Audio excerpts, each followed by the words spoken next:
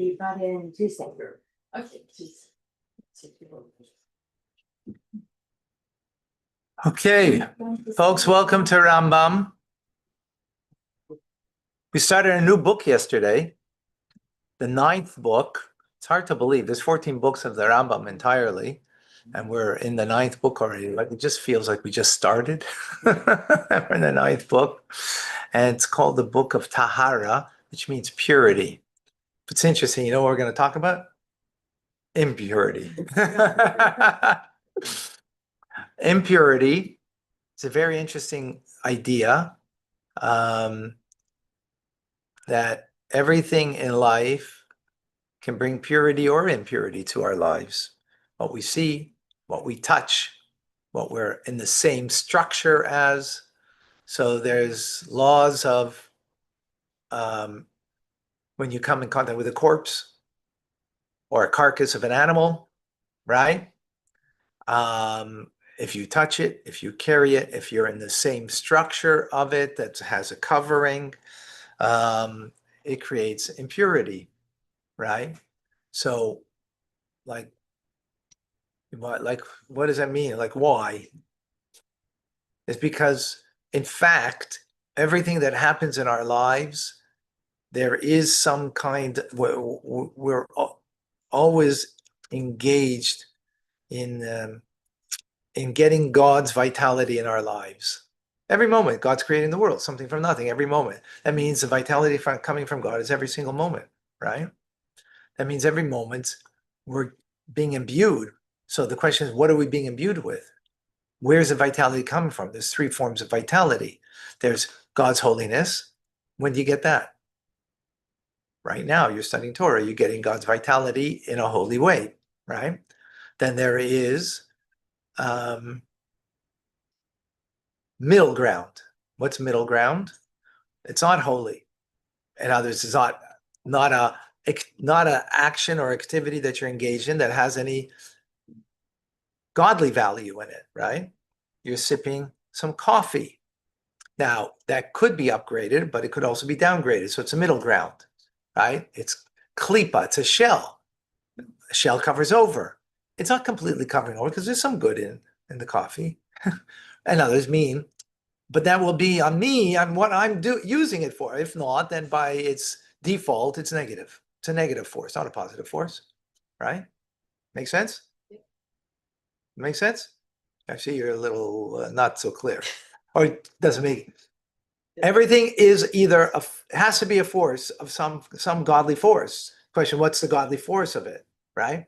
So the learning we're doing right now is a divine thing. So therefore, the divine force that we are being imbued with right now is one of God's holiness. But sipping a cup of coffee isn't, unless I'm doing it, make a blessing, and I do it for a higher purpose. But that takes intentionality in order for that, right? That I'm doing it for something greater, not just doing it for self-serving. So I'm going to Starbucks or something and having coffee. So that would be klipa. Where's there's no God in that unless you bring God into it, right? But when you give charity in the act of giving, God is in that act because that's one of His desires that you do. So now, of course, intentionality just blossoms and makes it more illuminated, the act, but the actual act is, right? The actual act of the fact that you're engaged right now and focused and learning and studying Torah, that itself is illuminating or eliciting from God a holy light and vitality, not klipa shell, but the coffee would be, right? But then you have the 3rd level, and that's something that's completely negative. Like, God forbid, you speak ill about a person that you shouldn't speak ill. I don't mean about Hamas, right? I mean about a loved one that, they hurt my feelings, so I'm speaking ill about them when I shouldn't speak ill about them. How do you get the power to do that? From God. But where's that coming from? Complete klipa, a shell that is so covered over that there's nothing good there. And we call that evil, right? That's negativity, right? So there are those things that we do that, but then there is a fact of life that's not because I did something, but that's the reality. What's the reality? you touch a corpse. That imbues you with a negative force. Now, it's not a, it's got nothing to do with intentionality. I didn't mean to do it, like, but so if you didn't, you ate poison and you didn't mean to, you thought it was a good thing, right? It was, right? Is it going to have a negative effect on you? For sure, right? You ate fish that was left out and is now, it's, you shouldn't eat it, right? It's got full of bacteria, right? It's poisonous. Oh, I didn't realize. But it's irrelevant. The fact is, this is what it produces, right? You might have to go to the hospital for that, right? Whatever. So that's what impurity is about. Impurity is that you're in a structure in the hospital, right? Or you're in the cemetery and you walk over a grave, you become impure. Anybody didn't mean to. That's irrelevant. The vitality that is imbued in this is a force of negativity. That's the fact. Poison is a force of negativity that kills. Rabbi Fine? Yes. Rabbi Fine, there are people waiting to get in? Oh, there are? Oh, Yes. I'm sorry. You're right. Your sister. And we don't see the Rambam on the screen? Because I didn't put it on the screen because I'm talking. I didn't read any Rambam yet. I'm just giving an overview. We just started a new book, so I want to give an overview of the concept, right? That I'm giving an overview of the concept. Well, we're going to start in a moment. So even a doctor Mhm. in the surgery, accidentally, the person succumbs. Again, it just means there's all that means is, right? I mean, the doctor has to do his job. He's Right. impure. If he's a Kohen, then it's an issue, right? And this is particular in times of Holy Temple. You could be impure and still be a good Jew, right?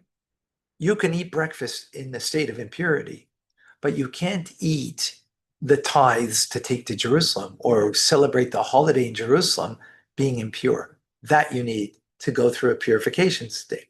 So the impurity doesn't mean, oh, I can't live life now. No, a woman who has a menstrual cycle, right? She's impure, goes to the mikveh, right? Yeah. Goes to but she did something wrong? No, it's the fact of life. The menstrual cycle means that there was a potential that was not realized. Are you to blame for that? No. But does that create a vacuum? Yes. Because there was a potential of life that was not realized in a child. It's not a bad thing. It's a reality, not bad on the person, but it's a fact of the person that there is a void here. There's a vacuum that was created. That means a lack of divine, right? That's why you have to go to the mikvah in order to come to a state now of purity, right? So that's the concept. That this is the concept. So sometimes we choose evil and we do evil. So that's one thing, but there is an evil, and that's why the word evil, and klipa, they don't match up so well, right? Because klipa, the negative force, is a negative force regardless if I chose it or didn't choose it. There is still negative forces in the world, right? In the Garden of Eden, there wasn't. There was only the serpent was that complete evil force, right? But that was God creating a garden. Now we have to create that garden, and therefore everything is intermingled. The good, the bad, and the ugly, right? It's all intermingled. And that's why our job, right? And part of that is, you touched the carcass of an animal. Okay, so you have to go to the mikvah, and that night you'll be pure. What does it mean during the day? You're an impure. You could study Torah being impure. You could do mitzvahs. You could pray. You just can't go to Jerusalem and bring your offering in a state of impurity. So just holy, very, very specific holy acts you can't do. Okay, so Torah gives us how we can remedy that. Does that make sense? Clear? And does being impure, let's say after touching a corpse, so you're in a state of impurity, does it have an effect on us that we, let's say, not harm, like necessarily extremely, but have an effect maybe on our reading or studying? Of course, it has an effect. Everything has an effect, right? Everything. You see something, right? You got to be careful in the summer, the way people dress, right? Does that have an effect? Of course, it has an effect. Everything has an effect. You can't live thinking that, we just go around and not, and it doesn't mean anything. Everything does. So we have to be aware and we have to be careful of negative effects. The Rebbe said that little children, shouldn't have treifa animals. Don't give your kid a pig. It's not kosher. Even having a piggy bank, don't have a piggy bank. Have a pushka. Oh, what big deal? No, every image, everything has an impact. Carries that. It carries vitality. Now, a piggy bank is not like a pig, and it's not the same thing as eating pig is not kosher, and so on and so forth, right? But even that has a spiritual, imparts spiritually. Does it make you now a terrible person that, I gave my kid a teddy bear. Teddy bear is not kosher. The bear is not kosher, right? But even a teddy bear. So the Rebbe spoke about that, and he said that itself has, in a deeper level of the soul, an effect. So for young kids, he said, and for young kids, right, that are why young kids? Because young kids are being molded and shaped, and and their soul is growing and so on. So you want to give them the purest. Today is Chayelo. We told earlier about the Alter Rebbe. What did we say about the Alter Rebbe? What did the Baal Shem Tov say to his parents? The Baal Shem Tov said he was a new soul, that this soul never came into this world before. We're all recycled souls. We're all recycled souls, right? He wasn't. And he was such a precious soul. He didn't even tell his parents. He only afterwards knew. But he told his parent, he cannot be taken out of the house. Why? Because heaven, the angels were very upset that this soul came down to this world. And therefore, if there will be any ayin hara, evil eye, it will affect above, that will affect this child. It will affect this child. Like it's like voodoo magic. It's not voodoo magic. There's a reality. When you look at somebody in a loving way, there's something beautiful that happens. When you look at someone with an evil eye, there's negativity that is brought about as a result. And therefore said, literally keep the child. They only took the child out of the house for the first 3 years in the summer months and not in an area where other people were. That's how careful the Baal Shem Tov said to be with it. They didn't understand why. They weren't told. But he was a chassid, the Rebbe says, listen, and they did. And each year he would come back, Rosh Hashanah, and he would ask him. Then he would come and tell him about what happened. After a year, he was speaking full sentences, full paragraphs. The Alter Rebbe. After 3 years, he knew Tillim by heart. He knew Tillim by heart. It was a lofty soul. The more precious something is, the more you have to be careful with it, right? You have a diamond ring, you're going to be more careful with something that's a plastic ring, right? True. So a diamond soul, it was very careful. You have to be very careful in order that he would become who he became. That's all about tahara, about purity and impurity, that these things are real. That's our belief. That's called emunah. So in this world, then, that would be very difficult to, if somebody wasn't aware of the child Right. in that way, it would be difficult Right. to keep that purity. Oh, absolutely. It's a very difficult in the world that we live in today. Yeah. I mean, imagine you have the entire outside garbage, not just in your home, but in the palm of your personal hand, right? So,